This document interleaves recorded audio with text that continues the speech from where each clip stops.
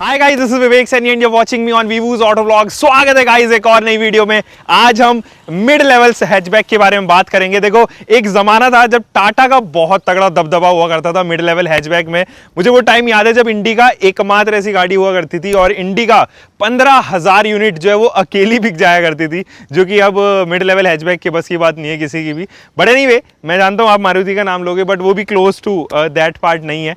But mid level hatchback में अब competition इतने ज़्यादा हो गए हैं ना गाइस कि शायद आप चाहकर भी देखोगे तो मल्टीपल चॉइसेस हैं एंड मल्टीपल पे भी मल्टीपल चॉइसेस हैं। मतलब इतने ज़्यादा चॉइसेस हैं कि इंसान हैप्पी मोड में चले जाए और उसको समझ में ना आए भाई कौन सी चॉइस लूँ मैं। ऐसे में टाटा की जो ऑफरिंग है बहुत ही स्वीट स्पॉट पर प्लेस की गई है। ना वो एंट्री लेवल हैचबैक में, ना वो प्रीमियम हैचबैक में, बिल्कुल बीच में जो है वो प्लेस की गई है। और ऐसे में टाटा टियागो जो एक बहुत अच्छी चॉइस बन जाती है। देखो गाइस, इसका जो मेजर कॉम्पिटिशन है वो, हालांकि मैं तो Wagon R, Santro and most probably मैं बस इग्निस का इसका डायरेक्ट कंपटीशन समझता हूं। बट ये जो है ना एस्प्रेसो के हायर वेरिएंट्स या फिर स्विफ्ट के लोअर वेरिएंट्स, फिगो के लोअर वेरिएंट्स से भी compete कर जाती है जब प्राइसिंग की बात आती है। बट यस, ऑब्वियसली स्विफ्ट और फिगो जो है वो थोड़े से अपर सेगमेंट की तरफ पुश हो जाते हैं, उनको पुश मिल जाता है थोड़ा सा अपर सेगमेंट में। एनीवे, आज हम टाटा टियागो को रिव्यू करेंगे, इसके सस्पेंशन, इसके इंजन, इसके प्राइसेस, इसके वेरिएंट्स, इसके फीचर्स, इसमें स्पेस, कंफर्ट कितना है वो सब जानेंगे गाइस। आप, मैं जानता हूं कि चैनल पे पहली बार हो तो सब्सक्राइब कर लो, वो रेड बटन दब जाना चाहिए और लाइक का बटन दब जाना चाहिए। बस स्टार्ट करते हैं गाइस।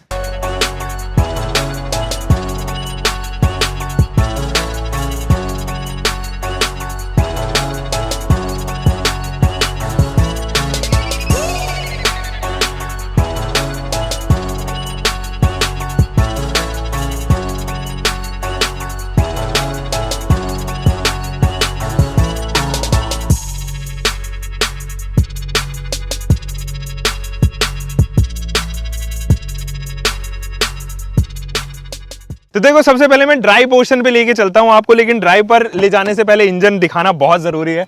और यहाँ पर मैंने इसका बोनेट खोल दिया है। इंजन जो है वो आपको पता है कि एक ही इंजन ऑप्शन में अब ये जो गाड़ी है वो आती है।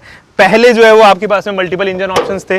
पहले जो है वो आपके पास में एक डीजल ऑप्शन भी था, लेकिन अब जो है वो डीजल यहाँ पे डिसकंटिन्यू कर दिया गया है क्योंकि वो BS6 में अपग्रेड नहीं किया जा सकता था। तो ऐसे में ये जो 1.2 लीटर का पेट्रोल इंजन है, ये आप बहुत सारी गाड़ियों में देखते हो, ये अल्ट्रोज में देखते हो, टिगोर में देखते हो, नेक्सॉन में इसका जो है वो नेचुरली एस्पिरेटेड से टर्बो चार्ज्ड इंजन जो है वो यहाँ पर दिया जाता है। इंजन ये वही है, लेकिन इसको मल्टीपल गाड़ियों में आपने देखा, बोल्ट में देखा, उससे पुराने वाली गाड़ियों में देखा है। तो ये जो इंजन है वो रेवोट्रॉन इंजन है गाइस, और ये 113 न्यूटन मीटर का टॉर्क प्रोड्यूस करता है, साथ ही 85 PS की पावर प्रोड्यूस करता है। फिनोमिनल पावर फिगर्स हैं, मतलब इस सेगमेंट में आने वाली जितनी भी गाड़ियाँ हैं उनसे ज़्यादा ही है।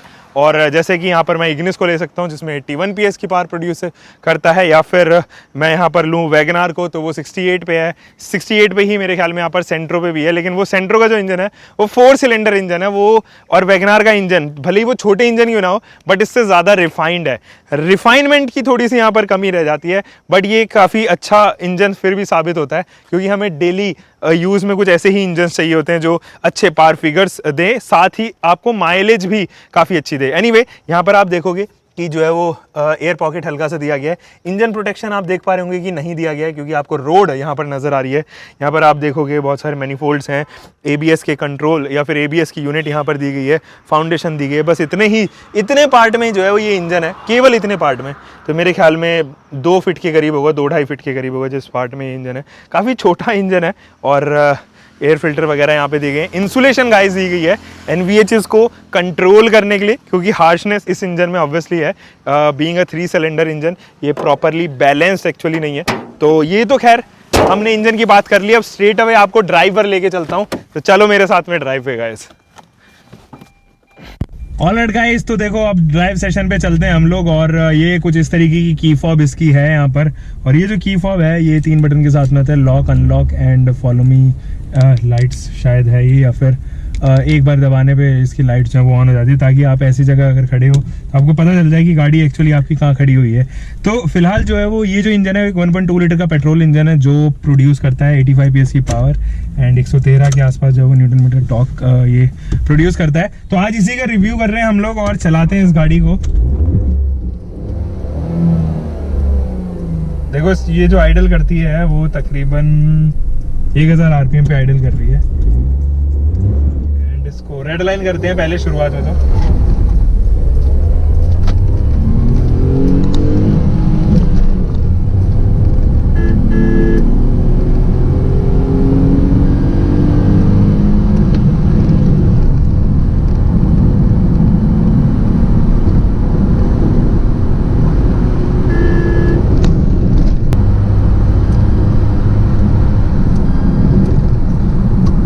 गाइस तो अब जो है ये लगभग मैंने 120 किलोमीटर प्रति घंटे की रफ्तार पे यहाँ पे चलाई ली है और लगभग मैं इसको 30 किलोमीटर ऑलरेडी चला चुका हूँ। और टियागो यार मतलब ये ऐसी गाड़ी है, बहुत ही जनरल सी गाड़ी है जो मैं अक्सर, मेरे दोस्त के पास में भी एक्चुअली टियागो, तो हम लोग इसे छोटी मोटी ट्रिप्स मारती रहते हैं। तो मुझे इसके ड्राइविंग डायनामिक्स के बारे में पता है, कैसे चलती है ये, मैन्यूवर कैसी करती है।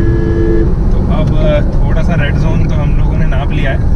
अब आराम से इस गाड़ी को चला के इसके एक्सप्रेशंस आपको देता हूँ। यस, एसी कर लेते हैं यहाँ से ऑन। बाय द वे इसका एसी काफ़ी चिल है, काफ़ी का मतलब काफ़ी। तो आपको एसी की कूलिंग से कभी प्रॉब्लम नहीं आएगी कि एसी का कूलिंग जो है वो आपको प्रॉब्लम क्रिएट कर रहा है कुछ ऐसा। सो गाइज ये 1.2 लीटर का जो इंजन है वो तकरीबन 2500-3000 आरपीएम के बाद में थोड़ा सा वोकल होना स्टार्ट हो जाता है। और जैसे ही आप 4000 आरपीएम क्रॉस करोगे तो अंदर तक एनवीएचएस या फिर नॉइजेस जो है वो काफ़ी आने लग जाती है। Clutch, brake and accelerator pedal में डिस्टेंसेस काफ़ी है, कभी भी सिटी या हाईवे राइड में आपको कंफ्यूजन पैदा नहीं करने देंगे। बट यस, इसके क्लच पे जो है हाइयर आरपीएम्स पे थोड़ा सा आपको लगेगा कि वाइब्रेशंस है। अगर आप चला रहे हो उसको तकरीबन 4500 आरपीएम पे, 5,500 आरपीएम पे, तब क्योंकि इसका जो क्लच प्ले है ना वो काफ़ी डीप है, जिसकी वजह से क्लच हैंग करता है और उसकी वजह से हैंग मतलब लटकता है, जिसकी वजह से वाइब्रेशंस इंक्रीज हो जाती है। तो ये चीज़ मुझे यहाँ पर लगा कि हल्की सी वाइब्रेशन आपको नजर आएंगी जब आप हार्ड ड्राइव कर रहे होंगे।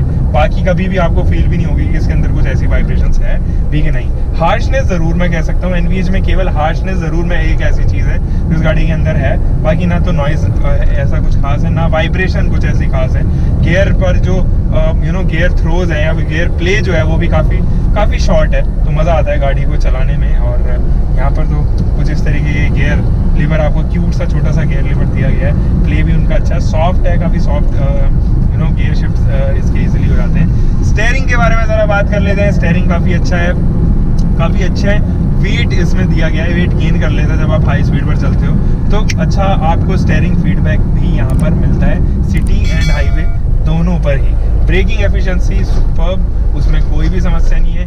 ABS विधि ये आती है एज स्टैंडर्ड, तो वहाँ पर कोई समस्या नहीं है। 4 स्टार सेफ्टी रेटिंग्स के साथ में गाइस ये गाड़ी आती है, जिसका मतलब ये है सुपर्ब क्वालिटी मटेरियल यूज़ किया गया है। बिल्ड क्वालिटी काफ़ी शानदार है। फिट एंड फिनिशेस ठीक है, वो बहुत अच्छी नहीं है। प्लास्टिक क्वालिटी इज़ डिसेंट, वो भी मतलब दी बेस्ट नहीं कह सकता मैं, मतलब fit and finish and plastic quality ये दोनों ही दी बेस्ट इस सेगमेंट में नहीं है। इसके अलावा अगर मैं बात करूँ इंजन की, थोड़ी सी बात कर लेता हूँ। देखो ये जो इंजन है वो एडिक्वेटली पावर्ड है, मतलब ऐसा नहीं है कि पावर लैग आपको लगेगा। पावर लैग की समस्या इसमें नहीं है क्योंकि ये एक मिड लेवल हैचबैक है, उस हिसाब से इसका इंजन जो है वो ठीक है। लेकिन ये जो 3 सिलेंडर का इंजन है वो प्रॉपरली बैलेंस्ड नहीं, यानी कि हार्शनेस अंदर तक आती है। और एक चीज़ और, ये जो इंजन है वो आपको तकरीबन 130-140 किलोमीटर प्रति घंटे की रफ्तार पर जब आप चल रहे हो तब तक काफ़ी अच्छी पावर डिलीवरी देगा। उसके बाद जो है वो साइलेंट होने लग जाता है, फिर आपको थोड़ा अंडर पावर लगेगा उस आरपीएम रेंज पे।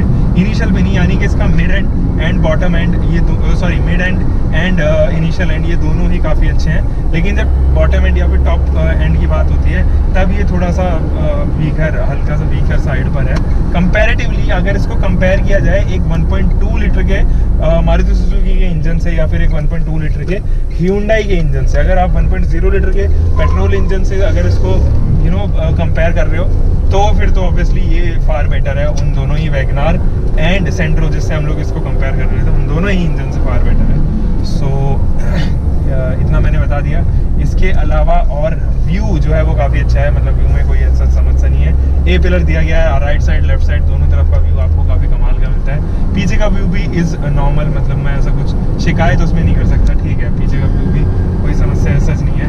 एंड और किस चीज़ के बारे में बात कर लेते हैं, क्लिप यहाँ पर दी गई है ताकि अपनी जो है वो रिसिप्ट्स वगैरह आप यहाँ रख सको, कार्ड वगैरह कुछ रख सको, पेपर्स वगैरह कुछ यहाँ पर रख सको, तो वहाँ पर भी कोई प्रॉब्लम नहीं है। काफ़ी प्रैक्टिकल सा केबिन है, एर्गोनॉमिक्स काफ़ी अच्छे से डिज़ाइंड है। इनफैक्ट जो इसका इंस्ट्रूमेंट क्लस्टर है वो भी डिजिटल है, चाहे वो स्पीडोमीटर हो, चाहे वो टेकोमीटर हो, MID हो, कम्प्लीटली डिजिटल है। बाकी तो बस बाकी सब चीज़ें इसमें नॉर्मली है, कोई ऐसी चीज़ नहीं है कि आउट ऑफ द बॉक्स हो। लेकिन हाँ ठीक है, इसकी ड्राइव मुझे काफ़ी पसंद आई। सस्पेंशन के बारे में बात करना भूल गया, सस्पेंशन आर नाइसली ट्यून्ड और वो काफ़ी कंफर्ट आपको देंगे।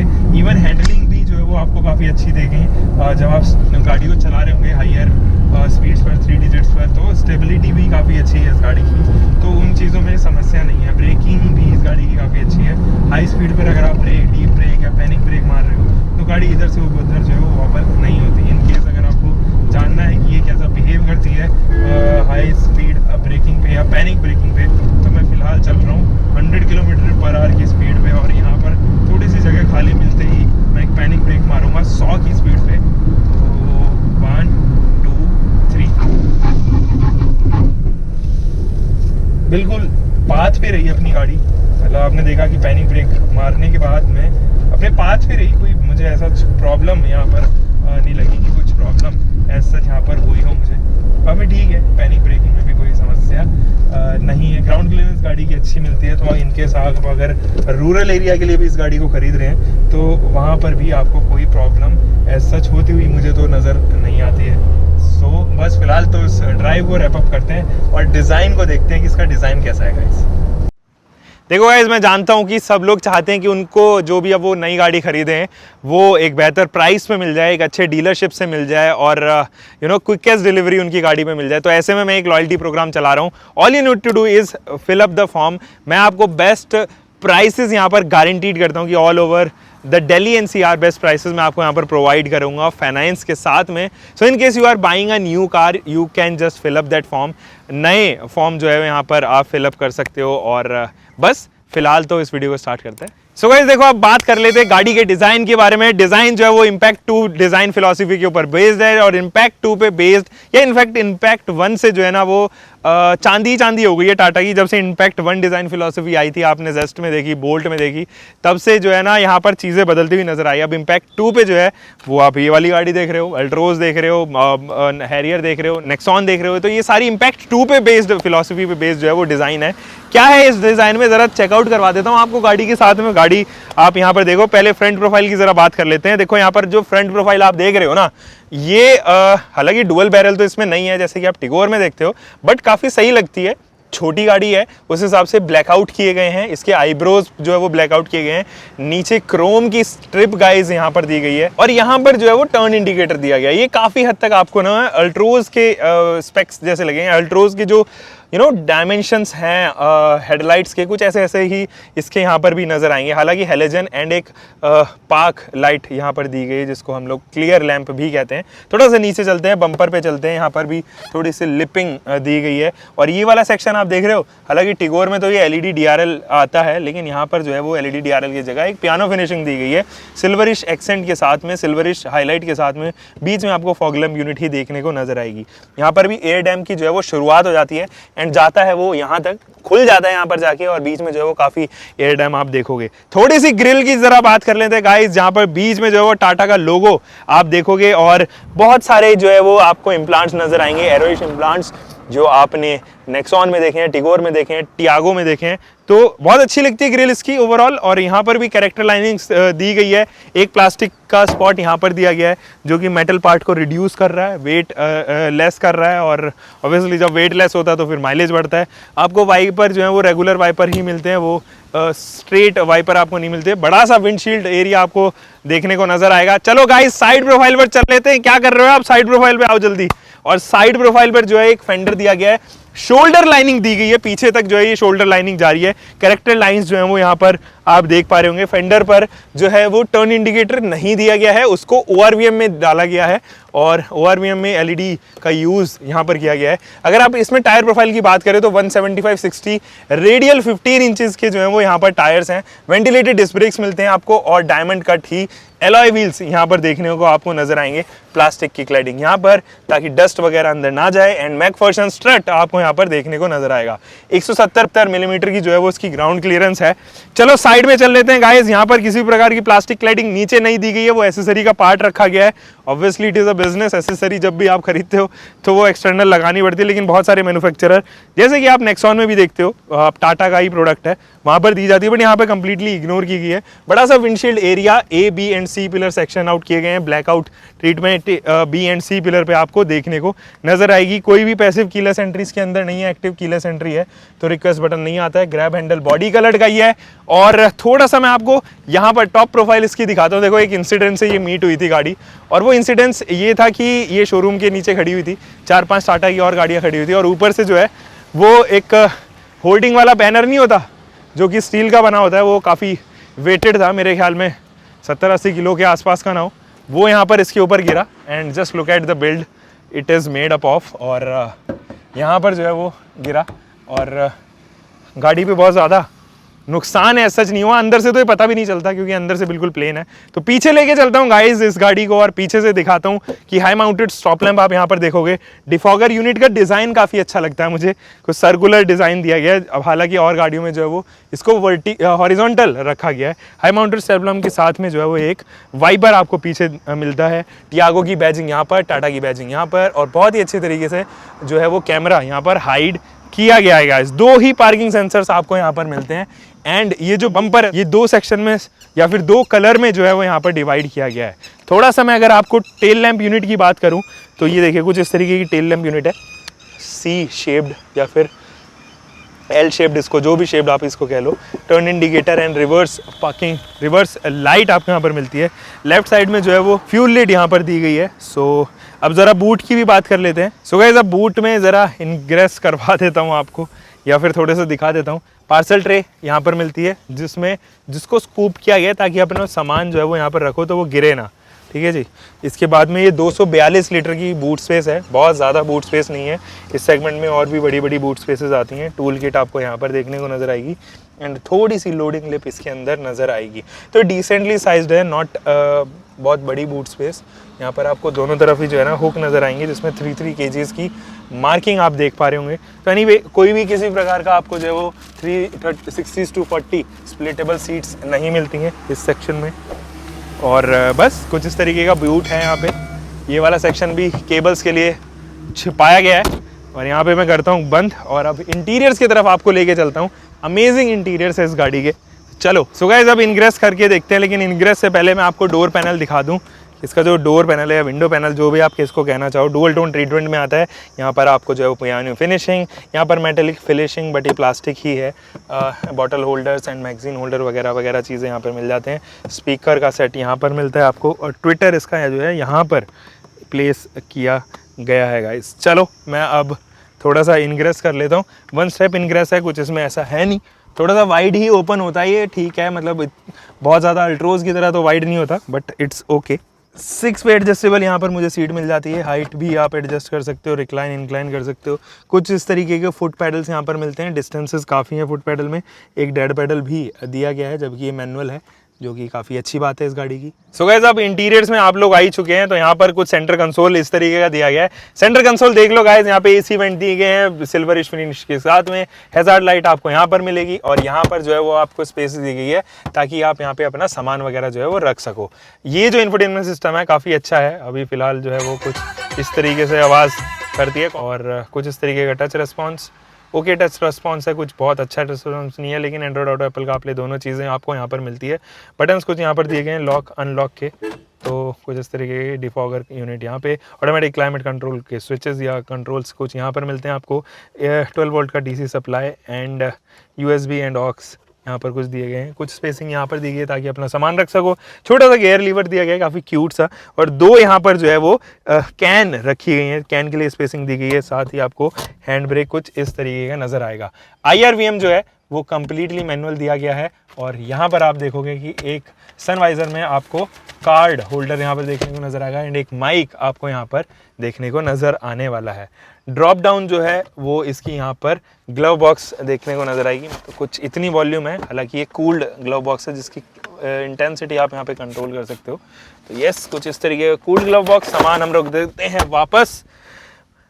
मास्क पहनना मत भूलना गाइस, मैंने अभी इसलिए नहीं लगा हुआ क्योंकि मैं अभी पब्लिक में नहीं हूँ और आप तक ऑडियो क्वालिटी बहुत पुअर जाती है माइक के साथ में। अब सीट्स की ज़रा बात कर लेते हैं।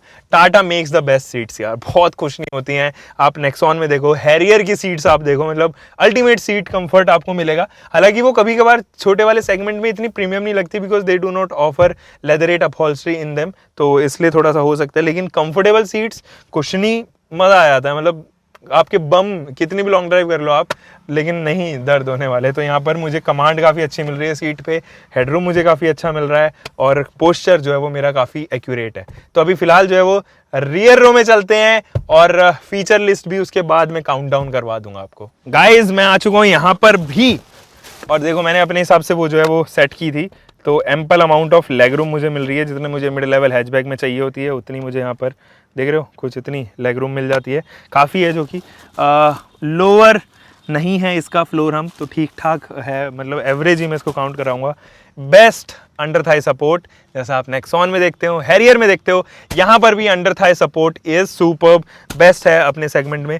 रिक्लाइन एंगल इज़ नाइस, उसमें भी कोई समस्या नहीं है। एंड जो हेडरूम है इसका वो तकरीबन 4 से 5 उंगलियां मेरी आ जा रही है। मेरी हाइट बाय द वे आपको पता है 5 फुट 10 इंच के करीब है, तो इतने में जो है वो अच्छा खासा हेडरूम मुझे यहाँ पर मिल जाता है।